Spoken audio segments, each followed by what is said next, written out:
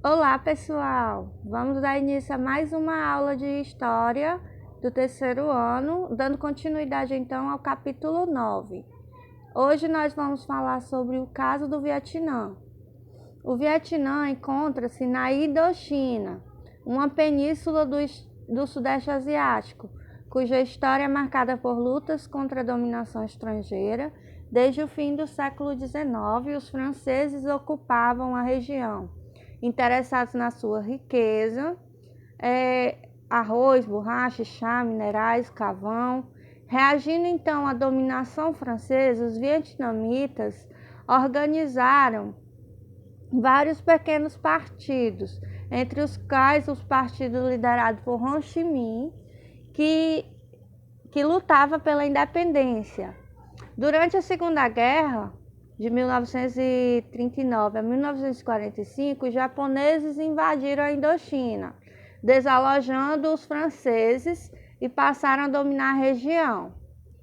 Vários partidos políticos locais se uniram então para formar a Liga da Independência do Vietnã, que era liderada por Ho Chi Minh. A Liga reunia comunistas, nacionalistas, entre outros, e lutava tanto contra o imperialismo japonês contra o francês. No fim da Segunda Guerra, em 1945, com a rendição dos japoneses, as forças de Ho Chi Minh libertaram o norte da Indochina e fundaram a República Democrática do Vietnã, como capital de Hanoi. O sul, no entanto, foi reocupado pelos franceses. Teve início então uma guerra, tendo de um lado os vietnamitas, apoiadores,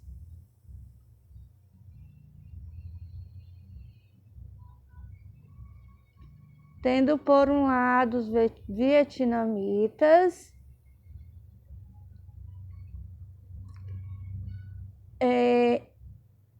teve início então uma guerra contendo os lados vietnamitas apoiados pelos os soviéticos e de outros franceses, auxiliados pelo estadunidense. Usando a tática das guerrilhas, os vietnamitas venceram os franceses na Batalha de Dien Phu, em 1954. Os acordos assinados a seguir previram a formação de 4 países independentes: o Laos, o Camboja, o Vietnã do Norte comunista e o Vietnã do Sul capitalista. Ficou acertado também que em 2 anos se realizariam eleições gerais, com vistas à reunificação do Vietnã. Olha, pessoal, aqui a gente viu que a Indochina era quem fazia parte desse território, quem tinha tomado de conta, já possado, eram os franceses. Só que os japoneses chegaram e invadiram, tirando então esses franceses dessas terras. Só que com o apoio de outros países, de outras nações, os franceses ainda acabaram tendo ganhando um pouco de espaço. Vamos então à Guerra do Vietnã. No entanto, o ditador do Vietnã do Sul, apoiado pelos Estados Unidos, suspendeu as eleições e instalou uma ditadura brutal. Para resistir a esse regime opressivo, os vietnamitas organizavam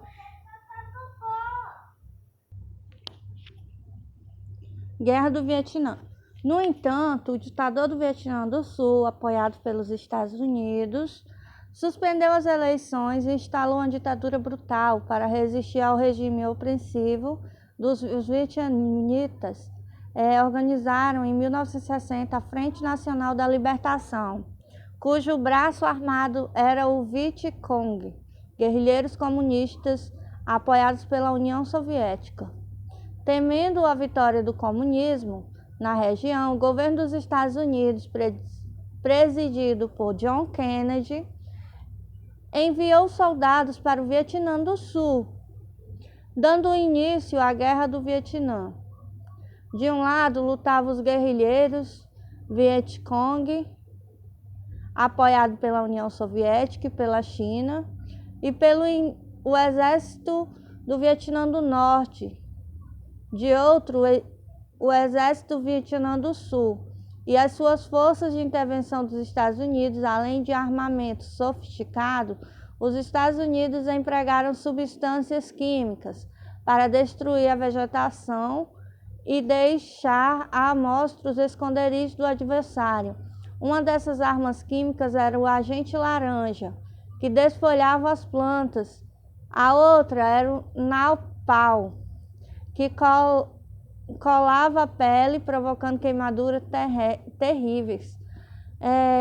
As armas químicas mataram milhares de militares e civis e acarretam sérios prejuízos ao meio ambiente. As enormes perdas humanas, os crescentes protestos contra a guerra e a dificuldade de vencer a resistência vietnamita levaram os Estados Unidos a se retirarem do Vietnã em 1973. A guerra, no entanto, prosseguiu e foi vencida pelas forças socialistas. Em 1976 foram realizadas eleições e o país foi reunificado com o nome de República Socialista do Vietnã, com a capital em Hanoi. A partir de 1986, o Vietnã iniciou um processo de abertura econômica conhecido como Renovação Vietnamita. O governo continuou controlando os setores básicos da economia, mas passou a permitir a entrada de investimentos estrangeiros e a atuação de empresas privadas nos demais setores. A entrada do Vietnã na OMC, a Organização Mundial do Comércio, em 2007, ajudou o país a obter consecutivos saldos positivos na balança comercial, tendo os Estados Unidos como o principal parceiro comercial. O Vietnã tem sido o país que mais cresce no Sudeste Asiático. Bom, a gente tem aqui, o ditador do Vietnã do Sul era apoiado pelos Estados Unidos. Ele instalou uma ditadura no Vietnã. Só que para resistir a esse regime opressivo, os guerrilheiros comunistas apoiados pela União Soviética se revoltaram contra o Vietnã do Sul, ou seja, ficou dividido. Uma parte do Vietnã apoiado pelos Estados Unidos e a outra era apoiada pela União Soviética. Tudo bem? Aí aqui. A gente viu também que eles usaram armamentos químicos, armas químicas, no qual traziam prejuízo para o meio ambiente e perdas para as pessoas também, assim, de saúde, questão de realmente arma química, de matar. A gente viu aqui que milhares de civis morreram por causa do uso dessas armas químicas. Aí a gente tem que aqui no finalzinho, Em 1976 foram realizadas eleições, pois o país foi reunificado com o nome de República Socialista do Vietnã. A gente teve aqui que a parte que era apoiada pelos Estados Unidos teve um crescimento econômico com a abertura do comércio, a Organização Mundial do Comércio, que era o Vietnã do Sul, no qual era apoiado pelos Estados Unidos. Vamos ver agora o caso de Cuba. Cuba é a maior ilha do mar do Caribe, na América Central. Tornou-se conhecida, entre outras, por ter optado pelo socialismo. Apesar de sua proximidade geográfica com os Estados Unidos, que é um país símbolo do capitalismo, a gente tem aqui a distância muito pouca de Cuba para os Estados Unidos. No entanto, ele não se rendeu ao capitalismo, ele ficou no regime socialista. A desigualdade econômica. Cuba conseguiu sua independência da Espanha em 1898, com um exército popular liderado por José Martim, que recebeu ajuda dos Estados Unidos. Em troca, dos Estados Unidos exigiram uma série de vantagens na ilha. Uma delas foi a Emenda Plant, que dava aos estadunidenses o direito de intervir militarmente em Cuba, sempre que considerasse seus interesses ameaçados, de instalar por isso foi instalada em 1903 a base militar estadunidense em Guantánamo, em funcionamento ainda até hoje. Na primeira metade do século XX, Cuba sobrevivia principalmente da produção do açúcar, que vendia para os Estados Unidos. Seu maior cliente daquele país provinha também a maior parte dos produtos. A terra estava nas mãos de poucas famílias cubanas e de empresários estadunidenses, com negócios no território cubano. O capital estadunidense controlava boa parte das plantações de açúcar, das usinas, das refinarias de petróleo, do sistema de telefonia e de eletricidade. Enquanto isso, a maioria da população alimentava-se mal, morava em casas com chão de terra batida e tinha dificuldade de prover subsistência. O censo de 1953 apontava que as cidades, os desempregados subempregados, juntos somavam 26,8% e no campo 23,1%. A porcentagem de analfabetos chegava a 53,3%. E apenas 28% da população contava com saneamento básico, o que contribuía com o aumento das doenças e com a taxa de mortalidade infantil. Então a gente tem aqui, que tudo que Cuba plantava, inclusive o açúcar, era de posse dos Estados Unidos. Então, a gente tinha aqui que o país era totalmente controlado por um país chamado Estados Unidos. Então, houve essa revolução aqui. Vamos ler? A Revolução Cubana. Durante boa parte de sua história, Cuba foi liderada por governantes corruptos e favoráveis aos interesses estadunidenses na ilha. Um deles, o ex-sargento Fulgêncio Batista, que governou a ilha por mais de uma década, enriqueceu, favorecendo os grandes empresários locais e estadunidenses ali residentes. Em 1953, um jovem advogado cubano, de nome Fidel Castro, e seus companheiros tentaram tomar o quartel de Moncada, na cidade de Santiago de Cuba, visando derrubar a ditadura batista. O ataque fracassou, muitos foram mortos, Fidel e seu irmão Raul foram presos e 2 anos depois exilados para o México. Lá reuniram 82 homens, entre os quais o médico argentino Ernesto Che Guevara, e voltaram a Cuba dispostos a derrubar Batista. As forças de Batista, no entanto, surpreenderam e mataram a maioria dos guerrilheiros. Os 12 sobreviventes embrenhavam-se nas florestas de Sierra Maestra, em Cuba, e de lá iniciaram uma guerra de guerrilhas contra o governo. Durante a luta, os rebeldes foram ganhando apoio, sobretudo entre camponeses e operários. De 1959, entraram na capital cubana, comandados por Fidel Castro, Che Guevara, Camilo Cienfuegos e Raul Castro. Era a vitória da Revolução Cubana. Ou seja, essas pessoas estavam descontentes, tanto os operários como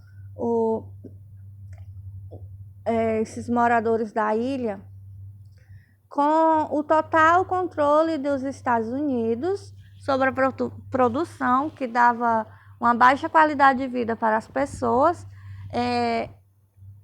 Então eles se revoltaram justamente contra isso, que a produção, o território era totalmente comandado pelos Estados Unidos e por alguns latifundiários, pessoas que continham a parte do território. No poder, Fidel Castro tomou algumas medidas populares, como a reforma agrária, com distribuição de terra por cerca de 200 mil famílias, a redução de 50% nos aluguéis residenciais, nas tarifas telefônicas de eletricidade e no preço de medicamentos. A reforma do ensino visando acabar com o analfabetismo, combate à corrupção e ao jogo, a nacionalização dos bancos e das principais empresas estadunidenses estabelecidas por Cuba.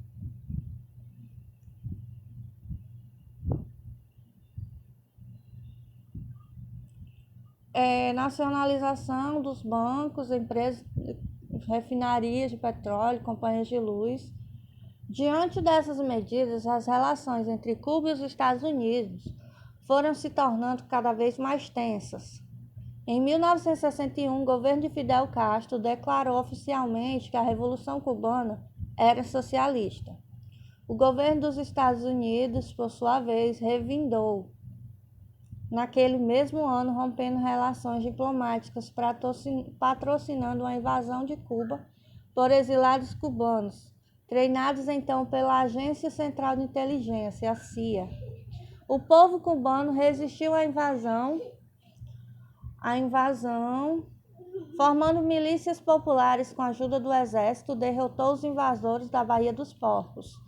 Conforme a pressão estadunidense sobre Cuba aumentava, o governo de Fidel estreitava laços com a União Soviética, a ponto de permitir que os soviéticos instalassem mísseis em seu território. O governo estadunidense reagiu, mandando bloquear a ilha. Exigiu a retirada dos mísseis soviéticos depois de prolongadas negociações. A União Soviética retirou então os mísseis do solo cubano e a crise chegou ao fim. Esse episódio ficou conhecido como a Crise dos Mísseis, que foi no ano de 1962. Foi um dos momentos mais tensos da Guerra Fria, quando o mundo esteve mais próximo de uma guerra nuclear. Nesse contexto de crescente polarização política e ideológica, naquele mesmo ano, os Estados Unidos impuseram um bloqueio econômico a Cuba. Bom, pessoal, aqui a gente viu que os guerrilheiros nacionalistas, como Fidel Castro, conseguiram, então, a dominação e o controle da produção e do espaço, certo? Eles conseguiram tomar o poder. Só que, no entanto, eles criaram esse atrito entre os Estados Unidos. No momento que eles conseguiram reivindicar a posse do país aos Estados Unidos, Cuba, então se aliou à União Soviética. Como os Estados Unidos já haviam armado de invadirem o território cubano, Cuba então estreitou laços com a União Soviética ainda mais. Chegou ao ponto de então eles colocarem os mísseis no território cubano, para que os Estados Unidos, insatisfeitos com o apoio da União Soviética, eles conseguiram, através de acordos que levaram muito tempo, de então Cuba retirar os mísseis que estavam no território cubano. Aí então acabou essa crise, que era a crise dos mísseis, só que, no entanto, os Estados Unidos fechou barreiras comerciais, né? Ele realizou um bloqueio econômico a Cuba. Ou seja, já que ele era socialista, não era capitalista, e o controle não era dos Estados Unidos, então eles fizeram isso. Eles acabaram fechando, criando esses bloqueios econômicos. Cuba hoje, vamos ver aqui, né? As principais realizações da Revolução Cubana estão no campo da saúde pública, da medicina e da educação. Prova disso é o reduzido número de mortes entre crianças até 1 ano.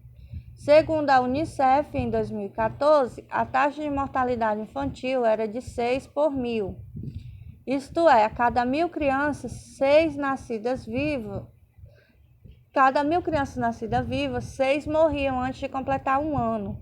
Já a taxa de alfabetização era de 100%. Isto é, todas as pessoas com 15 anos ou mais sabiam ler e escrever. Mas era um texto com curto entendimento. No campo econômico, no entanto, Cuba vive hoje uma crise socioeconômica persistente, que se arrasta há algumas décadas.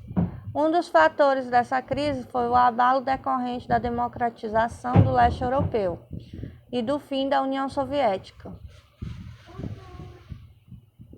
O ingresso de Cuba no bloco soviético havia consolidado uma relação político-econômica, no qual a ilha exportava produtos primários, sobretudo o açúcar e o tabaco, a preços vantajosos aos países sob o égide da URSS, e importava produtos industrializados, combustível e valores baixos do mercado internacional. Esses arranjos chegaram ao fim junto com a União Soviética.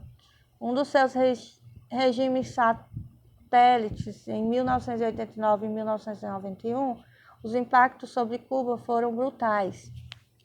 Em 1990 e 1994, o PIB cubano caiu.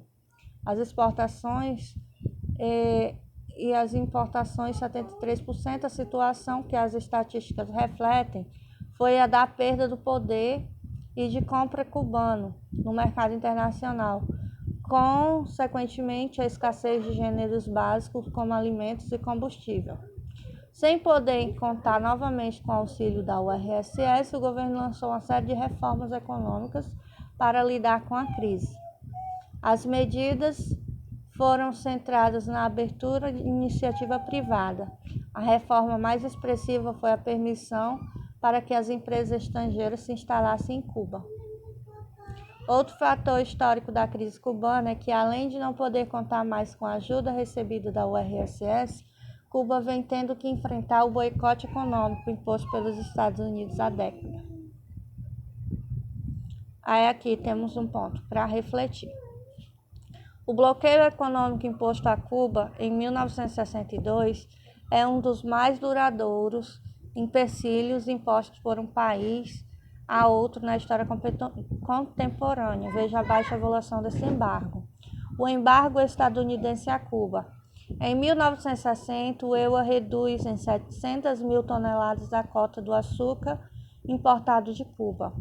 Os dois países rompem relações diplomáticas em 1961.